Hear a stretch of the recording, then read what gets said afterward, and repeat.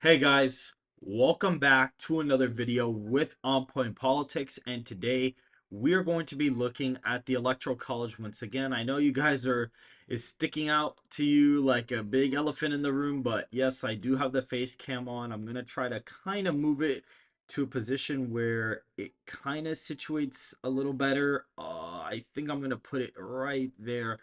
I think I may leave it like right there in the corner because it's not gonna really be blocking anybody, but let me know if everything's working fine. It should be good. I think you guys should be able to see me on the camera on the side. It shows up for me there. So if you guys do enjoy the video, please make sure to hit the like button. And if you guys are in here, just hit it anyway because we need to get the algorithm to pick up the stream and stuff like that. So I would greatly appreciate any of that support as well.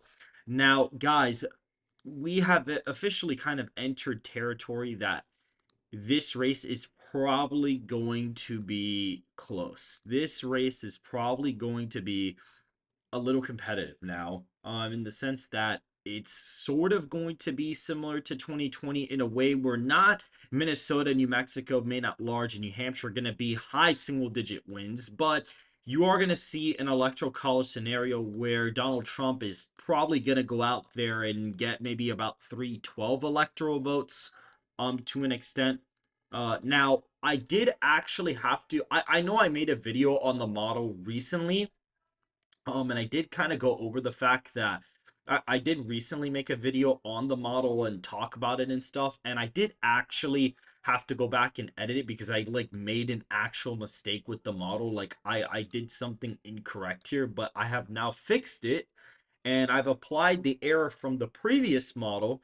And so now when you actually go ahead and look at it, this is what the model basically shows. I mean, it still shows Donald Trump getting 313 electoral votes. It still shows the same thing, give or take, but it is a little bit more, it's a little bit more competitive, we'll say, than whatever video I posted. But I hadn't realized that I had made a mistake with the model itself, so it's very similar to the one that I posted earlier this morning, but it's pretty much tilt Democrat, New Mexico, and Minnesota instead of them being Republican, basically. That's pretty much the difference there.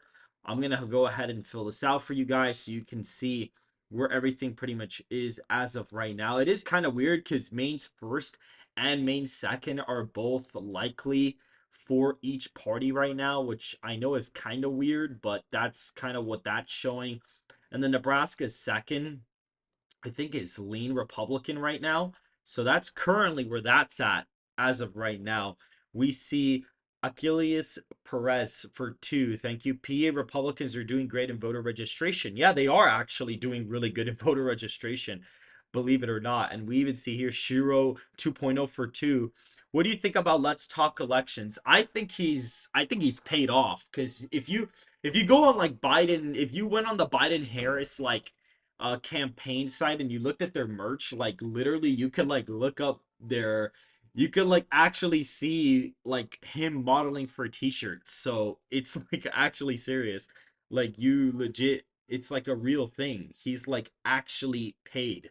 So it's pretty crazy. I mean, the likeliness of him being paid is pretty high, to be honest with you. I think it's pretty high. Um but I mean, it is what it is. I mean, right now he has the Democrats winning like, I think it's like 276. He has the Rust Belt going to them, and he has Nevada going to them too, but that's not even close to happening right now. And so that's basically what we have right now. Time Wolfgang says it's crazy how TPC is becoming a mini LTE. No, yeah, yeah, him too. He's becoming a lot. Yeah, he's a simp for Kamala Harris for sure. And all these people, oh, the VP pick matters so much. And then in 2020, these would be the same people telling you that the VP pick wouldn't matter before. So it's like it's kind of strange. It's kind of strange. Um, but other than that, I mean, it is what it is. I think it's just kind of hilarious what's been going on the past couple of days. Donald Trump is, whether you like it or not, I actually just posted a video about this right before I went live. I did like a face cam video Akelsila Perez for 2 says Philly added 75K new R voters. Yeah, they've been doing really good there. They've been doing really good there, actually. They've been doing great, to be honest. And what's pretty funny is when it comes to like all this stuff going on right now with Trump and the black journalist event, I think it's the funniest thing in the world. I honestly think it's hilarious.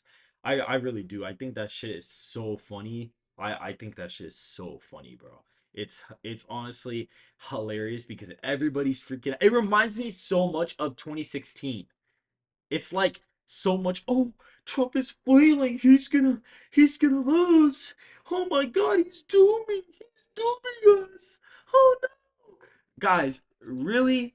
If you go and you look at the actual like head to head, he's polling at 47.4%. When you look at the final aggregate in 2020, he was at 44% and ended up outperforming that by like basically 2.9%. And then when you look at 2016, they had him polling at 43.6%, and he ended up getting 46 or 43.6. So it's like literally if he outperforms this exactly by the same amount as last time, like literally both times they underestimated his vote share by like 3 points. And if you were to do that, he'd get like 50.7%. Harris would probably be around there. So he won the popular vote by like 4.5, which would actually be kind of around where my model is right now. I mean, that's roughly where he would actually be. If he would win it by 4.5, I mean, right now I have him winning by 3. So technically, if you were to apply the previous polling error from the last elections in the RCP aggregate, he actually would be doing better than I even have him doing, which I think is pretty hilarious. He's polling the highest in his raw vote share that he's ever pulled ever. Exactly for 5. That's a pretty cool name. Exactly for 5. Imagine how this nation would vote if the media, academia, entertainment, and all influencers weren't shills for the left. If that was if that was the case, we would not be in the position we're in right now. I mean, things would be a lot different. I think if you had this election back in the 80s, this would have been a very easy election for Trump, to be honest with you, especially back in the 80s, 90s, even early 2000s. This would have been a pretty easy cycle for him. But funny enough, if you were to go ahead and plug in the same data that we have for DeSantis, this is the funny part.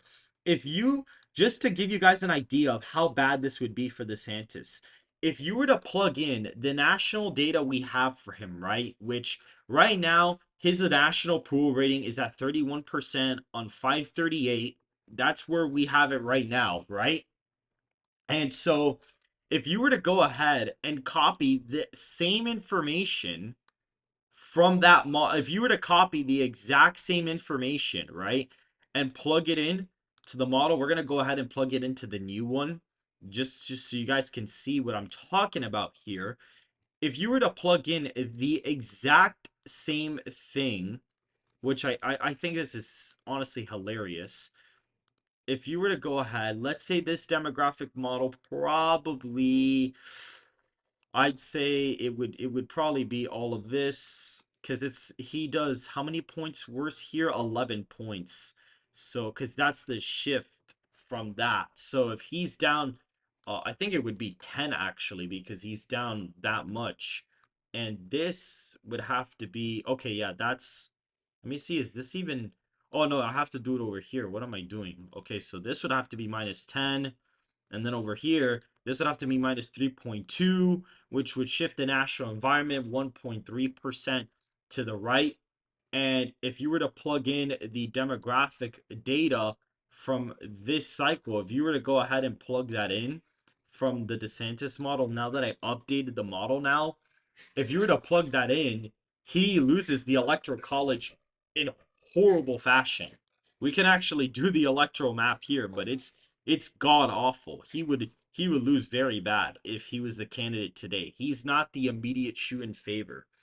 Kobe Sproyer for 5. I believe that's how you pronounce it. I'm an independent voter and I'm going to be voting for Trump. We need strong leadership. Make America great again. Well, thank you so much for the super chat, Kobe. I appreciate that. I don't know if I said your last name right, but I appreciate that support. Bearded Talk for 5. Is 2020 data legit? Need to stop the steal in blue swing state counties is the fix in how we stop it. Is this why Harris is not campaigning? Well, Harris is campaigning, and she's actually doing a lot of campaigning stops now, by the way. But I'm gonna talk about the whole voter fraud thing in a second, because I don't think they're gonna be able to pull it off the same way as last time. Exactly for two. How much less turnout did we see in 24 from 2020? I think it would have been higher from. I think it would have been, what am I going to say? I think it would have been lower with Biden, but I think with Harris, she may actually get above 70 million. But I think Trump is also going to get above 70 million. So both of the candidates, I think, are going to get over 70 million votes, in my opinion. Look at Pennsylvania registered voters blue to red thanks to Scott Presler. Yeah, 100%. That's definitely true. He is responsible for that. 100%. Gamer Bros HD. Hey, what's up, man? Thank you very much for becoming a member. Personal connection. Thank you, man. I appreciate that. Greatly, greatly, greatly appreciate that. But we're going to look at this. If you were to plug in the data for DeSantis and you were to plug it into my election model, he loses the election in like extreme fashion. It's like embarrassing. He loses Arizona by 4. He loses Georgia by 7 points. Like, it's abysmal. He loses Colorado in multiple states by like ridiculous margins. It would not be a great thing for him at all. We can actually go through Nebraska. He actually, yeah, look, he's likely margins here. He would be winning Missouri, Mississippi by like 10, 11 points. Montana would also be an 11-point win there. Utah is around a 28-point win. Even South Dakota would even be in the likely column. That is horrible, horrible news for him too. Even Ohio and Iowa would actually be within 5 points. So all the data indicates that he would not do good at all. Like, he would do terrible. Now, I don't think he doesn't lose Texas, but it's really close. So all the data, if you were to plug in the same data from him right now, all the current data from him, and plug it in here, he literally loses really, really, really badly. He loses horribly in the Electoral College. I wonder what the New Mexico margin is. It's D plus 11. He loses New Hampshire by 12 points.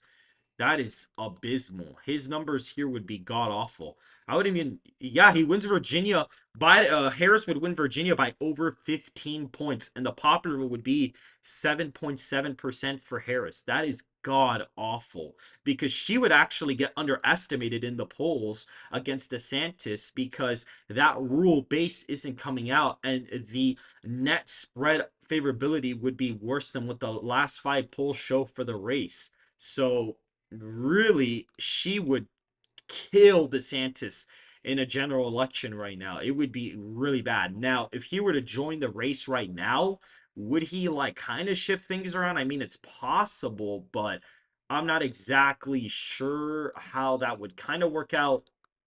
Wisconsin would be likely Democrat. Minnesota, I think, is like 10 points. I'm pretty sure it was there. Nevada would be a 2.5 percentage point margin. So it would kind of continue the trend of Nevada being like the same margin every cycle for like the past 2 cycles. It would kind of like continue that. Let me see. I saw so Shiro 2.0 for 2. What if Kamala picks Shapiro as VP? I don't know if he's gonna pick him now, but it seems to me, I don't think she's gonna pick him. Hawaii would be safe Democrat, and obviously here you would have a horrible performance from DeSantis in the state of Maine. I think here he would lose it by 13, and he wins Maine second by 2 points. So this is the electoral college map with DeSantis on there. He would get 235 to 303. Oh, actually, I even forgot to check North Carolina. Yeah, he loses North Carolina by 4.8%. I don't know if it would be that bad, but he still loses it like pretty outside the margin of error too. So these are like awful numbers for him in the electoral college, and this is with the historical error being added onto the models, by the way, too, just to try to get them to be more accurate. Michigan is actually even voting to the right of Georgia, it seems, but if you were to plug in the same polling data and the same favorability data into the model, this would be the DeSantis Harris matchup. Like, she would absolutely body him in the electoral college. Like, it would be and it would be a nightmare. It would be a nightmare for him if he were to even try to if he were to have run for the presidency now. I'm not sure what would have happened if he would have gotten the nomination. I think his numbers would be better than this, but I'm just saying, at face value, this is what the current data shows. So it wouldn't make sense for him to be the shoe-in favorite to replace Donald Trump to beat Harris, because looking at the data face value, he would lose big time. So that's basically what the data is showing here. He's literally winning Texas by like half a point, because all those rural voters that come out for Trump literally just would not show up for him. And then Alaska would trend to the left quite a bit. Like all those rural voters would not come out for him at all. Now, Pennsylvania is kind of interesting because it's seemingly voting to the left of Michigan and Wisconsin by like a pretty hefty amount here, it seems. And that's because of African American voters. But I feel like if we actually had a proper demographic model, and the favorability differences, I think he would have worse favorables in the Rust Belt than he even would in the Sun Belt. So I actually think he would equally lose them just as bad. And we see exactly for two, who is the strongest GOP candidate for 2028? If I were to, this map is the DeSantis versus Harris map, pretty much. That's basically what it is. If the strongest GOP candidate for 2028, it's hard because it depends what happens. I mean, if Trump loses, that's going to be a free-for-all mess. And if he loses, Nikki Haley will probably run and get the nomination. So there is a pretty interesting dynamic here. Now, Vivek has mentioned before that if things were to get quote unquote worse, he would also run too. So there's a chance that Vivek would probably go against Kamala if Kamala were to somehow win the presidency. I'm just saying, like, worst case scenario, Trump loses. This is probably the 2028 matchup. But if Harris loses, it's probably going to be JD Vance versus Gavin. That's what I'm thinking is going to happen. I think it's going to be Gavin versus JD Vance. And I think JD would do pretty well. And I think if Kamala goes against Vivek, I mean, it depends on her administration. She would have the incumbency advantage and mass amnesty would have been passed. So it would be pretty hard to beat her in an election at that point. I think he would do okay in some of the, like, he would do fine in the rules and kind of actually do slightly better in the suburbs than people are expecting. And like New Hampshire and Maine would probably kind of trend towards him. North Carolina, I'd say he'd still win it. Georgia, I think he would pick it off very narrowly. And I think Arizona is gone. I don't think he'd win Arizona. I don't think he'd win Minnesota or Nebraska second. I don't think he wins Hawaii either. And I think that Kansas and South Carolina probably trend towards Democrats too. And I think that Nevada, this one's hard, but I'd say he probably takes it. And then basically the election is decided in Michigan or Pennsylvania. But the problem is with her at incumbency advantage at that time, she probably would be able to like pick off the Rust Belt in a way that Joe Biden did. And so I don't really know how that would go in 28 if Trump were to lose. And you would kind of have a demoralized base by the time you get there. But if Trump wins and it's JD Vance and things go right, and if he goes against like Gavin, oh God, that's gonna be bad for them, because JD Vance realistically is the opposite of Gavin. Gavin is like a career politician who's been there for years. Vance is somebody who just got into politics, and he's extremely like charismatic, and not extremely charismatic, I mean, but he's very like personable in a way. Like, even though he's not funny, like there's people, oh bro, he's hilarious. No, he's not. But the fact that he can make little gaffes like that is kind of showing that he is authentic in a way. Because even if he's not really funny, he's still showing his authentic self. So I think when it comes to him, I think he if Trump wins 2024, I think he destroys Gavin. I think he destroys Gavin. Now, Gavin would do well in some of these like establishmentarian areas of the country. I think that Delaware and New Jersey would get close. I think Illinois probably falls under 15, and New York does too. Maine probably trends to Gavin's direction. Same thing for New Hampshire. I think Virginia probably goes likely Democrat too. And I think North Carolina and Georgia, these states would be there. New Mexico is interesting because I think that Colorado probably is like probably a 13, 14 point win for Gavin, but New Mexico would be close. Arizona, I think JD Vance would probably win it. I think Nevada would go to Vance. And at that point, he kind of has room to pick up here in the Rust Belt. I think he would actually do pretty good in the Rust Belt against a Gavin, and probably even has a chance to pick up Minnesota. This is only if Trump were to win 2028, though, because I feel like that's honestly the only way Vance would probably get the nomination, to be honest. But that's just kind of my 2 cents for it right now, in my opinion. That's kind of my 2 cents on the whole thing. And if we look at my election model for 2020 that I tested back, I mean, it's as accurate as you could basically get. It only gets Arizona and Georgia wrong.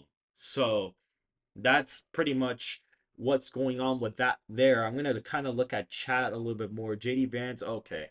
Yeah, no, she's just going wild. Vance VP would be Vivek. That would be good. I think that would be a good pick for him. What about Newsom versus Youngkin? If it's Youngkin versus Newsom, I think that um I guess Youngkin probably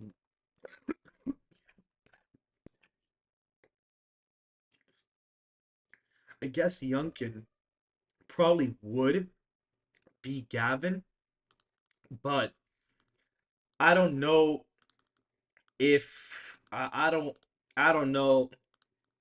I don't know if it would be as like decisive as people think, because I think he's overrated. I don't think he would translate. I don't think the support would translate the same, in my opinion. Now, would he do better in like North Carolina and Georgia and like get Virginia within a couple points? I mean, yeah, probably. I mean, I wouldn't be surprised. He probably even appeals up in Maine and New Hampshire, to be honest. And he probably has some sort of Northeastern appeal. But I think Gavin, in terms of like the Rust Belt, he may be able to win Michigan. And I think Pennsylvania, maybe Glenn wins it. Maybe Wisconsin, Glenn's able to win that. I think that New Mexico wouldn't go to Glenn.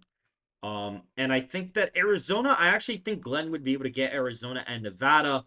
But the Northeast is interesting because I actually think that Glenn would probably be able to win New Hampshire without Michigan and probably even win Maine too, but possibly not Nebraska second. Like he has some sort of appeal in the Northeast that most other candidates have. Bearded talk for 5. We have, can Trump win without the Rust Belt? Any surprise states he can flip? I think it's really difficult because looking at the data now, it is going to be very hard for him to win without the Rust Belt, in my opinion. He needs to win at least one of the states. I think he pretty much has. It's interesting because the race has kind of changed because Harris, according to the data and the favorability numbers, she's technically doing better in places like, the Georgia and Arizona and North Carolina compared to she is in the Rust Belt. So believe it or not, I actually think Trump's probably going to win the election through the Rust Belt, North Carolina, and Nevada. Like that's probably how he's actually going to win the election, in my opinion. I think he's going to win there first before he wins through Georgia and Arizona. And I would honestly advise this. If I were to be advising this campaign, I would tell him to go to the Rust Belt because that's where Harris has the weakness. And she doesn't have the predisposed kind of sentiment for that base. Like, she doesn't have the appeal for that base up there in the Rust Belt. So I would actually tell him to go up there. And I would also tell him to go to Nevada too. I honestly wouldn't really even go to Georgia or Arizona, to be honest with you. If I were to be directing Trump's campaign, I would tell him go to Georgia like every once in a blue moon. You don't really have to go there. Arizona, I would honestly tell him to probably go there maybe once, twice. I would tell him to hammer the Rust Belt Because the truth is, if he wins all three Rust Belt states, he's probably going to win Georgia and Arizona too. Because the demographics, there's no way that he would win the Rust Belt, but not win this, at least this cycle. There is going to be a point in the future where Democrats are going to be able to win Arizona, Georgia without the Rust Belt. Like, it's going to happen, but I don't think the trends are going to be hard enough now to the point where that's going to be the case. I don't think that's going to happen yet. LJ Wright, Rasmussen only had Trump up by 1 in their poll today. I'm getting scared. Well, don't be scared because Trump is still the favorite, but it's not like he is the landslide favorite anymore. That's not what the data is showing. And is some of it overinflated for Harris? Yes, but there is a real shift towards her in the polling data. She does actually have a real momentum in the data right now. And I actually think that her best swing state is probably going to be Georgia. I actually think that's legit because if you look at civics and you look at the favorability numbers, Donald Trump, if we were to go to civics and look at Joe Biden's approval rating in the state, it would be funny to see it. I think it would be funny because Joe Biden's approval rating in Georgia is like significantly worse than Trump's, and Harris like closes the gap there. So let me actually look it up because it is actually kind of funny. If we go to his favorability rating, go to Joe Biden's job approval, and we go to Georgia, his job approval there is 35%. Donald Trump's is at 44. So he has a 9-point advantage. I think if we go over here, I think Trump is ahead. I think he's ahead. If we go, hold on, let me go to the 2024 model. If we go to the model, I think he's ahead by like a slightly less than that. Yeah, he's up by 8 or whatever. But if we go to Arizona for Joe Biden, he is at around not 29%. He's at 36. If we look at Donald Trump in the state of Arizona, he's at 47. So the spread with him is actually only R plus 9. Believe it or not. It's only R plus 9 with Joe Biden. Donald Trump's only ahead by 9. With Harris, he's up by 15 in net favorability against Harris. He's up 15 points. And then with Biden, he's only up 9 points there. So at that point, they would basically be voting with each other if that was the case. And the demographic model would probably have Georgia voting to the right of Arizona by a lot more. And so that would probably be reflected in the data. But since Harris's approval rating is so low in Arizona, she's just like, she's just tanking there. I think even New Mexico, his favorabilities are a little bit better as well. If we were to go to New Mexico, even, I think the spread between his favorability is a lot better. You see, he's at 40%. Donald Trump in New Mexico, if we were to go there, I don't even know if he's at 40. We'll see now when we click it. He's at 42. So Trump only leads by 2 points in favorability against Joe Biden there. If we look at Harris, she's down by like 8 points. She's down by 6. That's a huge difference. That's a huge difference. It goes from being tilt to like a lean margin. So clearly, Harris has a little bit of a weaker base when it comes to some of the favorability differences in some of the states.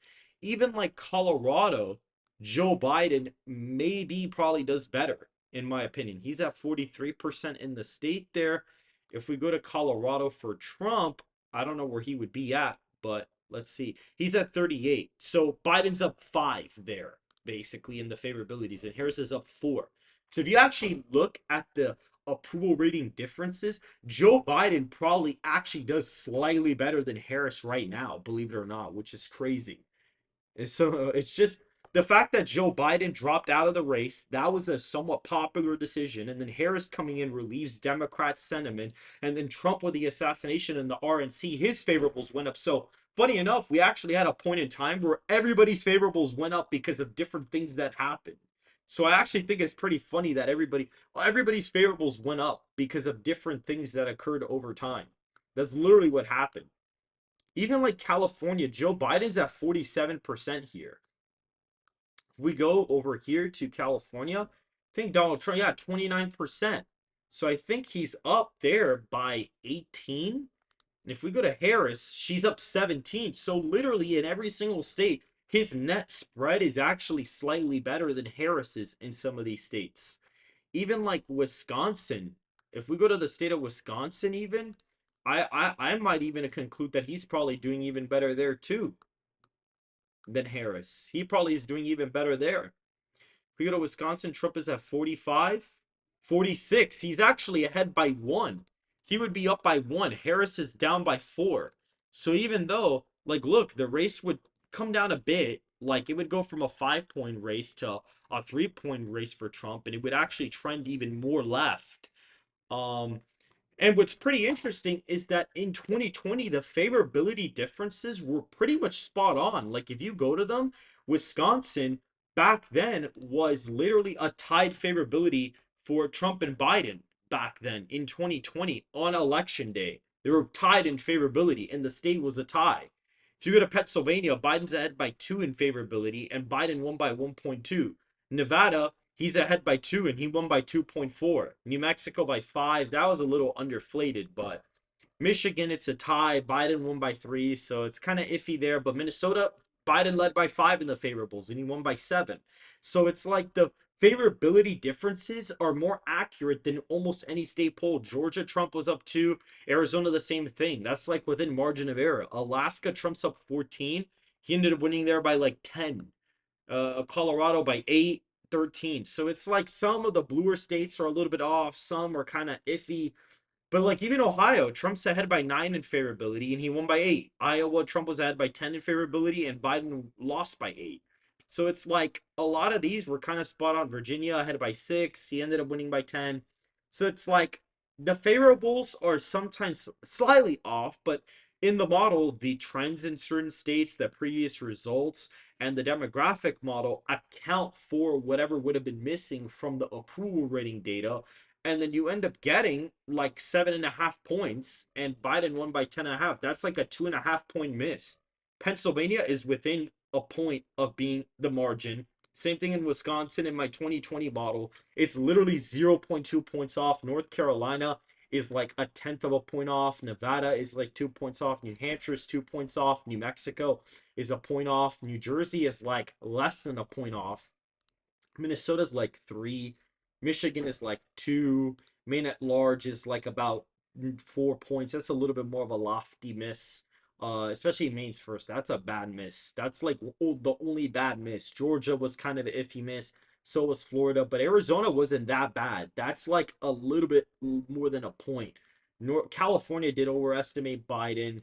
So did Colorado underestimate Biden as well. But if you actually look at the data here, there really would have been no way to quantify that he would have won by 13 because the demographic model had Biden at 4.9. So did the 2016 results. So the approval rating difference was the highest metric there.